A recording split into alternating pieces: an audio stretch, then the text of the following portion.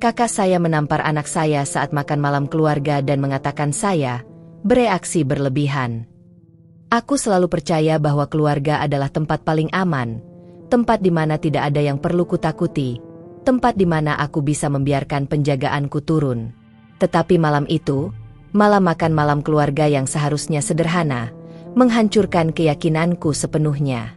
Sejak awal, suasananya sudah terasa berbeda.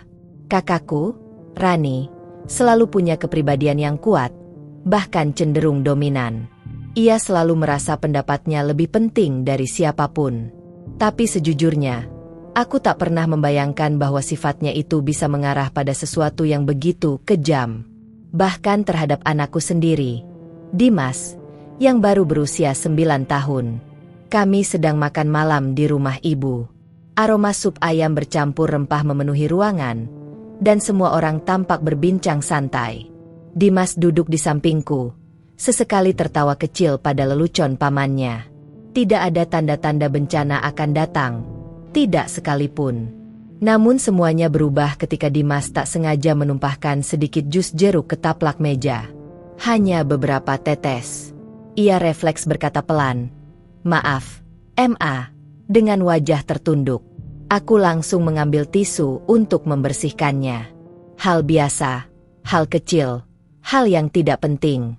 Tapi Rani tiba-tiba menghentakkan sendok dan berkata dengan nada tinggi, "Anakmu ini tidak bisa duduk dengan benar, ya? Baru mulai makan saja sudah bikin berantakan." Suasana langsung hening seperti ada yang menekan tombol pos di seluruh ruangan. Aku menoleh dengan tenang, mencoba meredakan keadaan. "Rani, ini cuma tumpahan kecil. Namanya juga anak-anak. Tidak usah dibesar-besarkan." Tetapi reaksiku malah membuatnya semakin naik darah.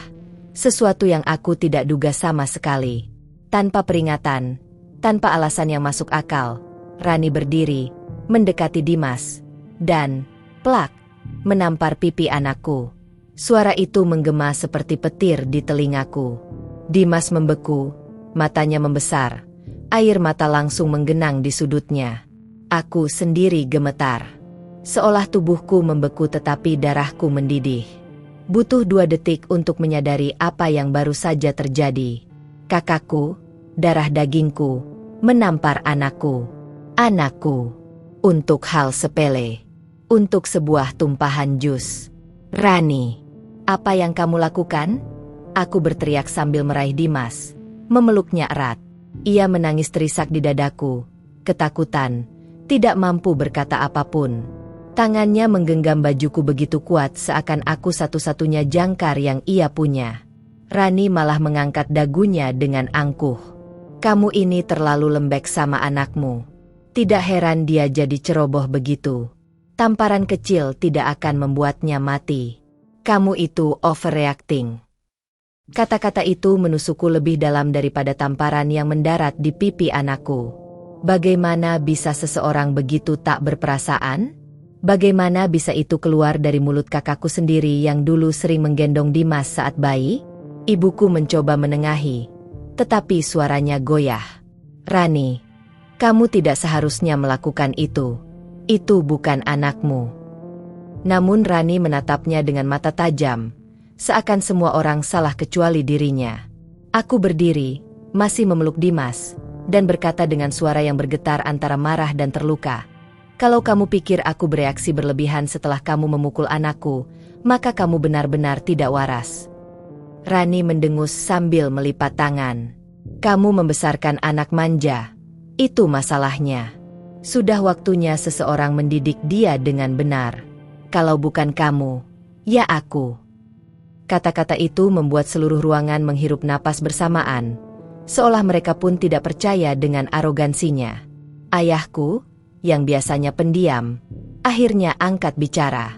"Rani, kamu sudah melampaui batas. Kamu minta maaf sekarang." Suaranya tegas, tak bisa dibantah. Namun Rani tetap membatu seperti batu karang. "Aku tidak minta maaf untuk sesuatu yang benar," katanya dingin. "Kalau kalian mau memanjakan anak nakal, silakan. Tapi aku tidak akan pura-pura setuju." Hatiku terasa diremas. Dunia yang kukenal seakan terbalik. Aku membawa Dimas ke kamar ibu sementara ia masih terisak. Pipinya memerah, bekas telapak tangan jelas membayang. Melihat itu membuat dadaku sesak. Aku luluh menjadi dua, setengah ingin menangis, setengah ingin menghancurkan meja makan di ruangan itu. "Ma, apa aku nakal?"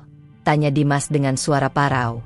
Kalimat itu memecahkan seluruh pertahanan batinku. "Tidak, sayang. Kamu anak baik. Kamu tidak pantas diperlakukan seperti itu," kataku sambil mencium kepalanya.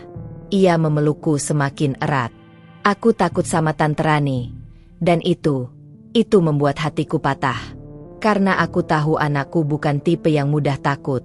Tapi tamparan itu meninggalkan luka yang jauh lebih dalam daripada yang terlihat. Saat aku akhirnya kembali ke ruang makan, suasana membara.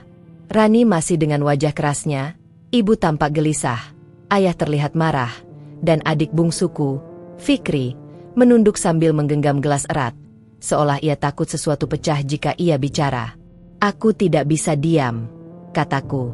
"Kamu sudah menyeberangi batas sebagai bibi, sebagai saudara, sebagai manusia.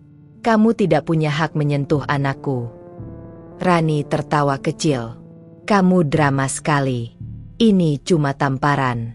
Mama juga sering menampar kita dulu, dan kita baik-baik saja." Aku menatap ibu, dan ibu tampak begitu malu sampai tidak mampu menatap siapapun. "Justru karena itu," kataku dingin, "siklusnya harus berhenti di generasi ini. Aku tidak akan membiarkan anakku mengalami apa yang pernah kita alami. Bukan oleh siapapun, termasuk kamu." Rani merogoh napas panjang, seolah ia yang jadi korban. "Kalau kamu mau bersikap seperti itu, silakan. Tapi jangan salahkan aku karena mencoba membantu mendidik anakmu." "Mendidik?" Aku hampir menjerit. "Kekerasan bukan didikan. Tamparan bukan pelajaran. Kamu tidak mengajari apapun selain rasa takut." Ayah mengangkat tangan. "Cukup. Rani, kamu minta maaf. Sekarang." Tapi Rani tetap diam, membatu, wajahnya seperti tembok. "Aku tidak butuh permintaan maaf yang dipaksa," kataku. "Aku hanya ingin kamu tahu bahwa kamu sudah menghancurkan kepercayaan yang kupunya padamu selama ini." Ibu mulai menangis pelan. "Kalian jangan bertengkar. Ini rumah Mama. Tolong." Tapi luka yang terjadi malam itu terlalu besar untuk ditutupi oleh air mata siapapun. Fikri akhirnya bicara, dengan suara kecil tetapi tegas. "Rani, kamu salah. Kita semua tahu kamu salah. Dan sepertinya kamu satu-satunya orang di ruangan ini yang tidak mau mengakuinya." Rani memutar bola matanya sinis. "Aku menatap seluruh keluarga. Aku tidak akan tinggal lebih lama. Aku membawa Dimas pulang. Dan sampai Rani mengerti apa yang dia lakukan, aku tidak akan membawa anakku ke rumah ini lagi." Tidak ada yang berani menghentikanku ketika aku mengambil tas, memeluk Dimas, dan berjalan keluar rumah. Angin malam terasa dingin, tetapi pelukan anakku jauh lebih hangat, dan jauh lebih penting. Saat aku menutup pintu mobil, Dimas bergumam pelan. "Ma, kita nggak usah kesini lagi kalau Tante Rani ada, ya?" Aku terdiam lama sebelum menjawab. Aku menatap wajah Dimas yang masih pucat, dan sesuatu di dalam diriku hancur sekali lagi. Anak itu tidak seharusnya merasakan ketakutan seperti itu, terutama di rumah keluarga sendiri. Aku menarik napas panjang sebelum menjawab, berusaha terdengar setenang mungkin agar ia merasa aman. "Tidak apa-apa, Nak. Mama akan selalu lindungi kamu. Kita tidak harus bertemu siapapun yang membuat kamu takut," kataku sambil mengusap rambutnya. Dimas mengangguk pelan, air matanya akhirnya berhenti menetes. Perjalanan pulang terasa panjang meskipun jaraknya hanya 10 menit. Setiap lampu jalan yang kami lewati seperti memantulkan ulang kejadian tadi di kepalaku. Aku ingin menahan semuanya, tapi rasa marah dan kecewa terus tumbuh seperti api yang tidak mau padam. Saat sampai di rumah, aku membaringkan Dimas di tempat tidurnya. Ia masih memegang tanganku, seolah takut aku akan pergi dan meninggalkannya dalam kegelapan. Mama di sini, bisikku, dan matanya perlahan tertutup. Begitu pintu kamar tertutup, aku akhirnya membiarkan diriku runtuh. Aku bersandar di dinding dan menangis dalam diam. Bukan hanya karena anakku dipukul, tetapi karena itu dilakukan oleh kakak yang pernah kubela. Kubela mati-matian, sepanjang hidupku. Aku tidak tidur malam itu. Pikiran berputar-putar, mencari apa yang harus kulakukan selanjutnya. Apakah aku harus memutus hubungan dengan Rani sepenuhnya? Bagaimana dengan keluarga lainnya?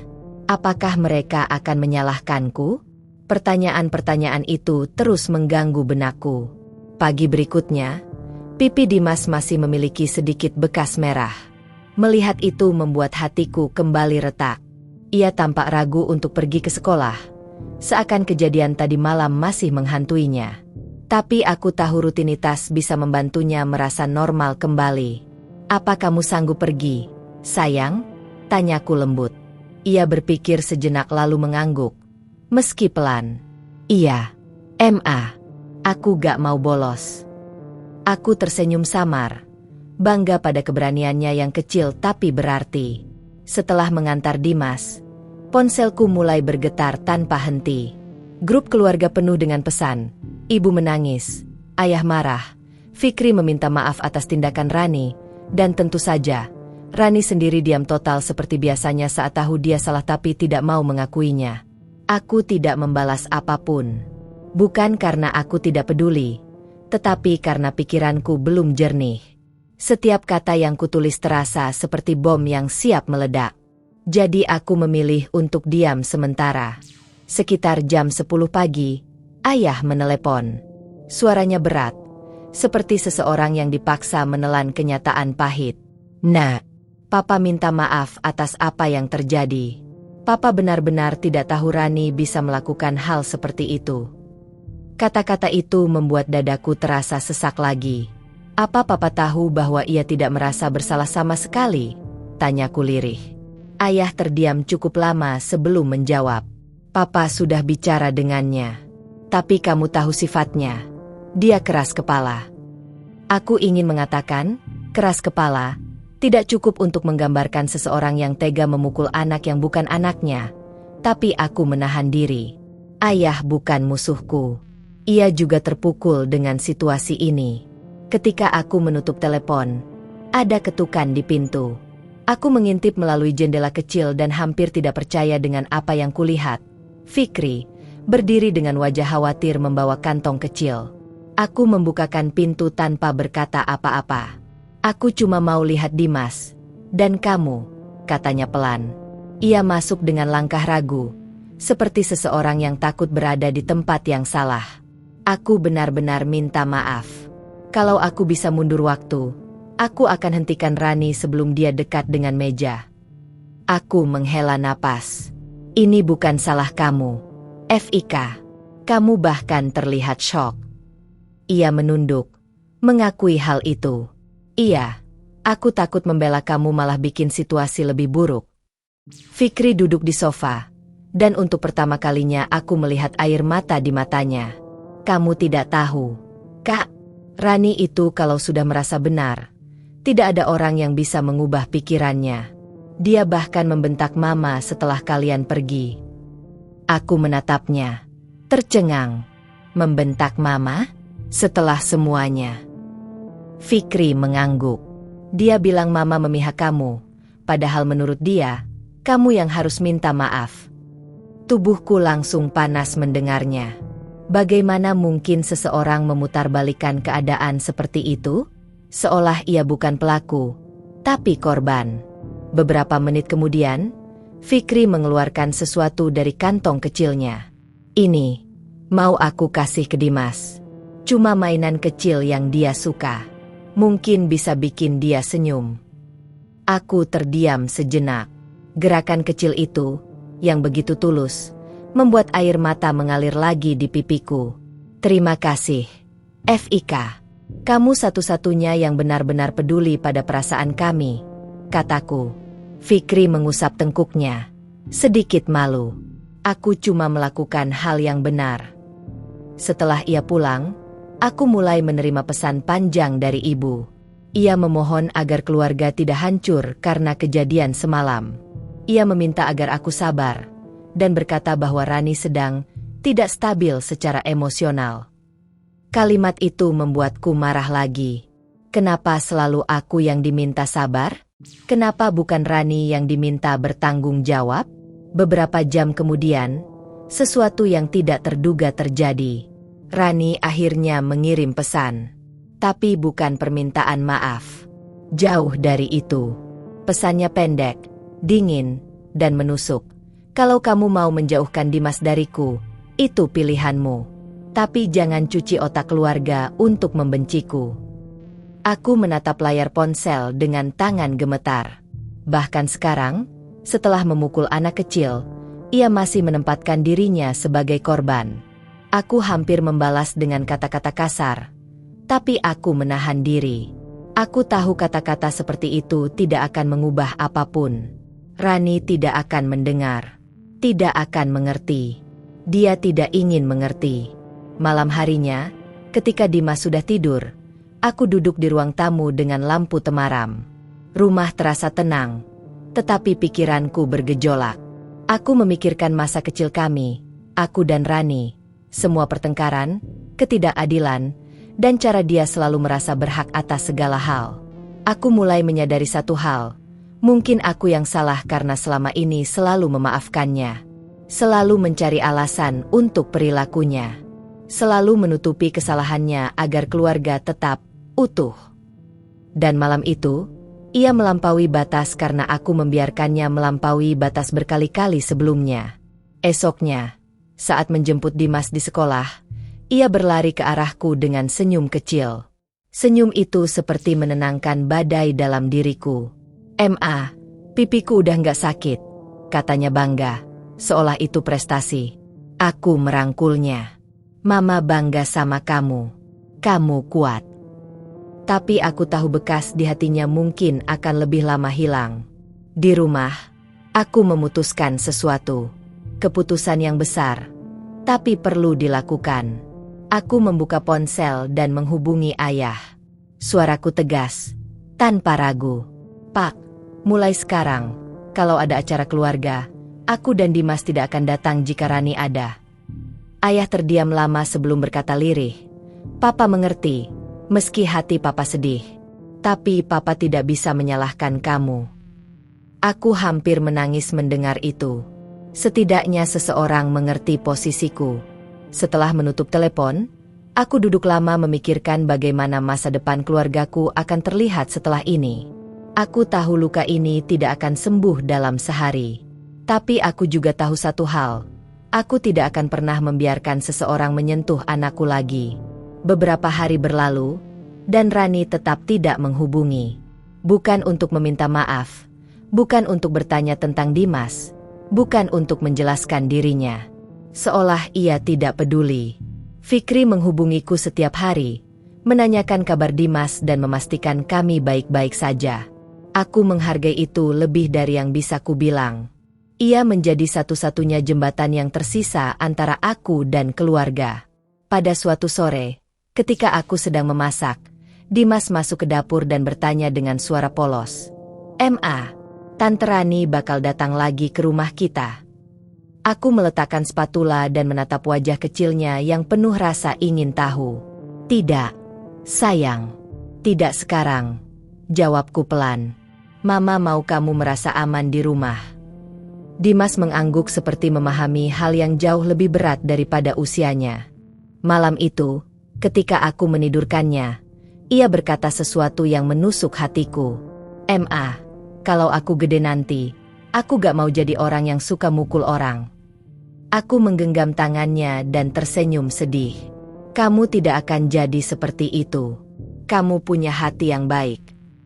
Setelah ia tidur, aku keluar ke balkon dan membiarkan udara malam menyentuh wajahku. Aku mencoba menerima kenyataan baru ini. Keluarga kami tidak akan pernah sama lagi. Tiba-tiba ponselku berbunyi. Kali ini pesan dari nomor tak dikenal. Ketika ku buka, aku terdiam. Pesan dari nomor tak dikenal itu membuatku menegang.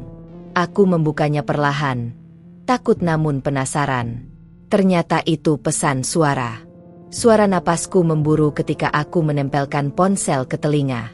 Dan ketika suara itu terdengar, seluruh tubuhku mematung. Itu suara Rani. Aku cuma mau bilang, aku nggak suka kamu menyudutkanku, katanya dalam nada dingin yang mengalir seperti racun. Tapi kalau kamu pikir aku takut sama ancamanmu menjauhkan Dimas, kamu salah. Suatu hari, kamu bakal sadar kalau kamu bereaksi berlebihan. Pesan itu berakhir tanpa satupun nada penyesalan. Aku menurunkan ponsel, menatap layar dengan campuran marah dan jijik.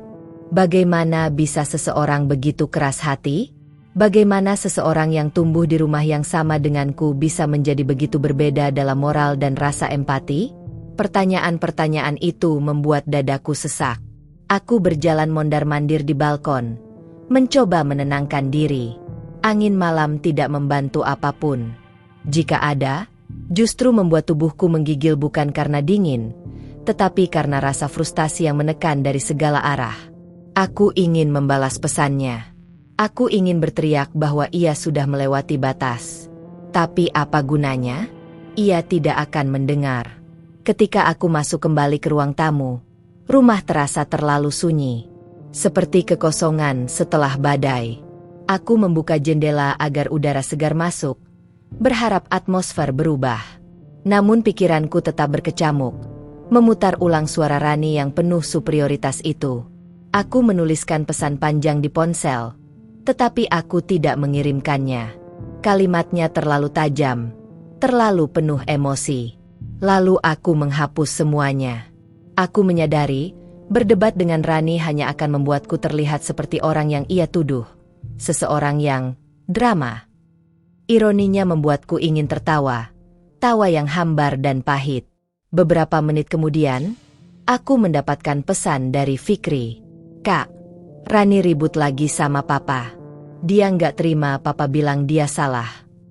Aku menarik napas panjang.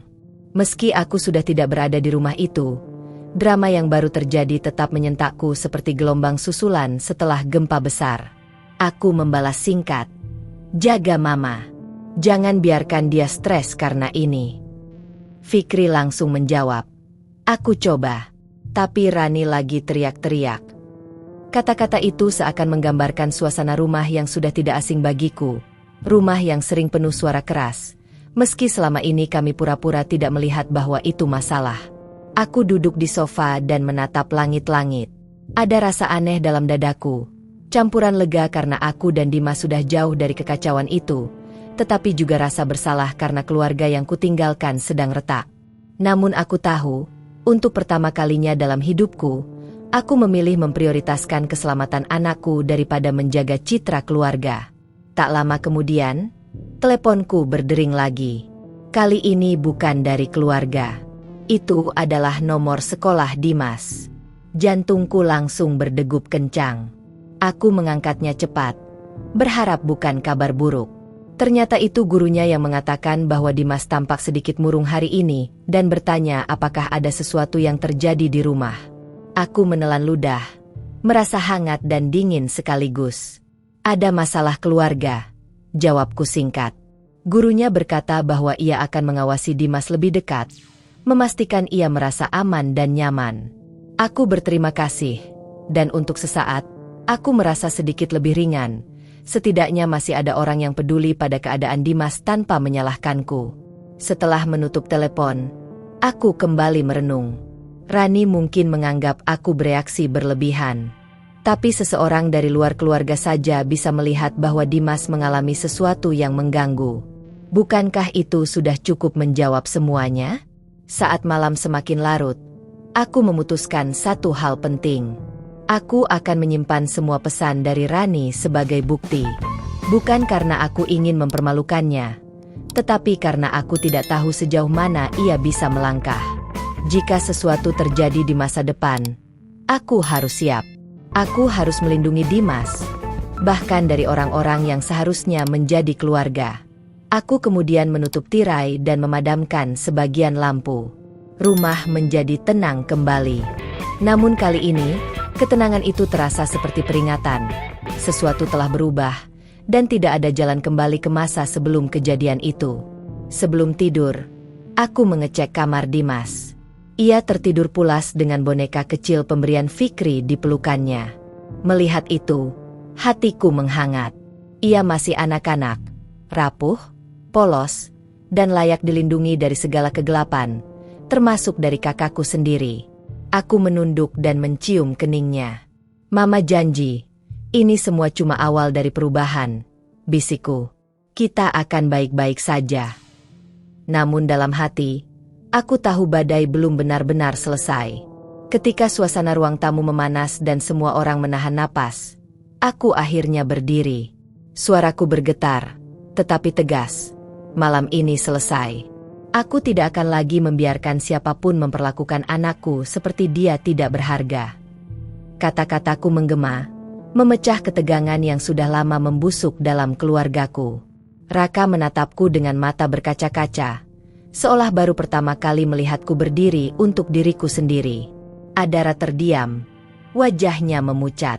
Untuk pertama kalinya, dia tidak membantah. Tak ada tawa mengejek, tak ada komentar merendahkan. Dia tahu dia telah melampaui batas. Batas yang selama ini dia pikir tidak akan pernah kubuat. Ibu mencoba berbicara, tetapi aku menatapnya dan berkata dengan lembut namun tegas. Aku mencintaimu, tapi aku tidak akan membiarkanmu menutupi keburukan hanya demi menjaga ilusi harmoni keluarga. Ibu langsung terdiam. Mungkin untuk pertama kalinya, dia menyadari bahwa diamnya selama ini ikut melukai cucunya. Aku menggenggam tangan Raka dan menuntunnya berdiri. Kita pulang, kataku. Aku tidak menoleh lagi. Aku tidak ingin melihat wajah bersalah yang hanya akan berubah menjadi pembelaan kosong dalam 5 menit. Aku memilih berjalan tegak, membawa martabatku kembali. Namun sebelum aku mencapai pintu, Adara akhirnya membuka suara. Kau akan menghancurkan keluarga ini, teriaknya. Aku berhenti sejenak, lalu menoleh dan berkata, tidak, Ka. Keluarga ini sudah hancur sejak kau pikir kau bisa menyakiti anakku tanpa konsekuensi. Dia membeku. Semua orang membeku. Dan aku melangkah pergi. Di mobil, Raka memelukku erat dan berkata pelan, terima kasih, Bunda. Dan untuk pertama kalinya setelah malam mengerikan itu, air mataku jatuh bukan karena sakit, tetapi karena lega. Beberapa hari kemudian, pesan panjang dari Adara masuk ke ponselku. Permintaan maaf, panjang, tanpa pembelaan, tanpa alasan. Dan meski aku tidak langsung memaafkannya, untuk pertama kalinya aku merasa dia sungguh menyesal. Aku menutup cerita ini dengan satu pelajaran besar. Kadang-kadang, suara yang selama ini kita tahan, suara yang kita pikir akan menghancurkan segalanya, justru menjadi satu-satunya hal yang menyelamatkan kita. Dan malam itu, aku akhirnya menyelamatkan keluargaku, terutama anakku, dari diamku sendiri. Dan sebelum saya menutup kisah ini, saya ingin mengucapkan terima kasih yang sebesar-besarnya kepada Anda, para pendengar setia yang selalu menemani setiap cerita penuh emosi dan pelajaran hidup seperti ini. Jika Anda menyukai alur yang penuh ketegangan dan akhir yang kuat seperti yang baru saja Anda dengar, jangan lupa untuk memberikan like dan meninggalkan komentar tentang bagian mana yang paling membuat Anda terkejut atau tersentuh. Dukungan Anda sangat berarti bagi perkembangan channel ini. Jadi, bergabunglah bersama keluarga besar kami dengan menekan tombol subscribe dan mengaktifkan lonceng notifikasi, agar Anda tidak ketinggalan setiap cerita baru yang penuh drama, misteri, dan emosi yang menggugah. Terima kasih dan sampai jumpa di cerita berikutnya.